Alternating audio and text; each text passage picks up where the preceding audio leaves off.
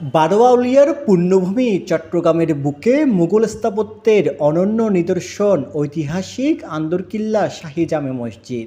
এবারে মসজিদকে পবিত্র মদিনার মসজিদের নববীর আদলে পুনর্নির্মাণের উদ্যোগ নেওয়া হয়েছে। প্রায় 400 কোটি টাকা ব্যয়ের এই বিশাল কর্মযজ্ঞের ভিত্তিপ্রস্তর স্থাপন করা হয়েছে। এই ঐতিহাসিক মসজিদের পুনর্নির্মাণ কাজের ভিত্তিপ্রস্তর স্থাপন করেন সরকারের ধর্ম উপদেষ্টা ডক্টর আফম খালিদ হোসেন। তিনি বলেন, মসজিদটি হবে আধুনিক স্থাপত্যের।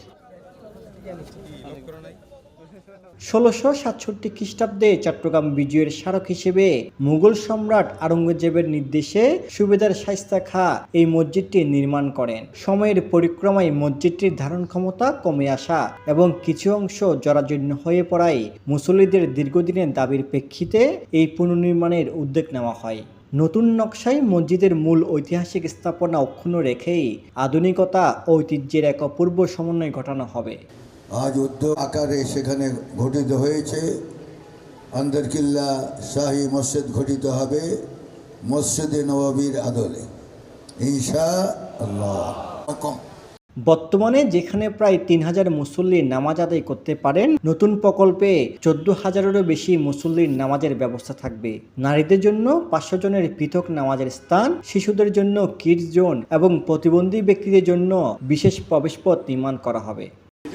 ঐতিহাসিক মসজিদ প্রায় 500 বছর হতে যাচ্ছে, আর এটা নতুনভাবে আমরা পুরনো মসজিদে কিন্তু হাত দিতে পারবো না। এটা একটা historical site protected by national.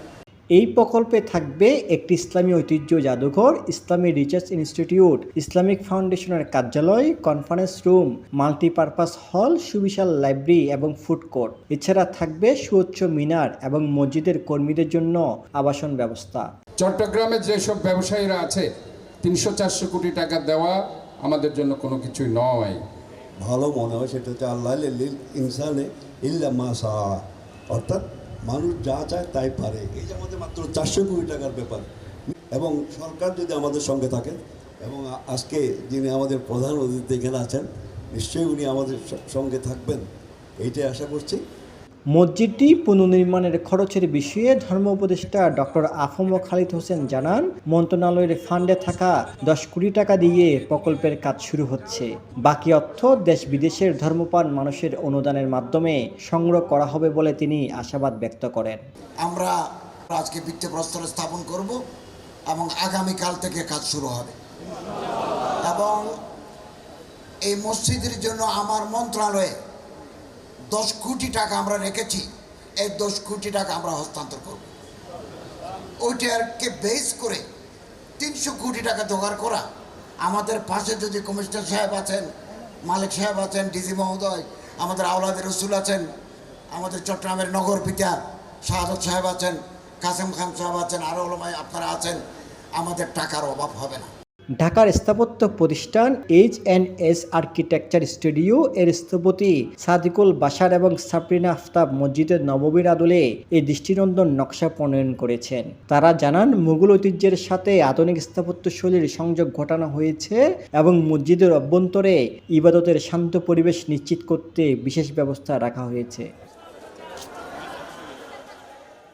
আগামী 3 বছরের মধ্যে প্রকল্পের কাজ সম্পন্ন হবে বলে আশা করছেন সংশ্লিষ্টরা।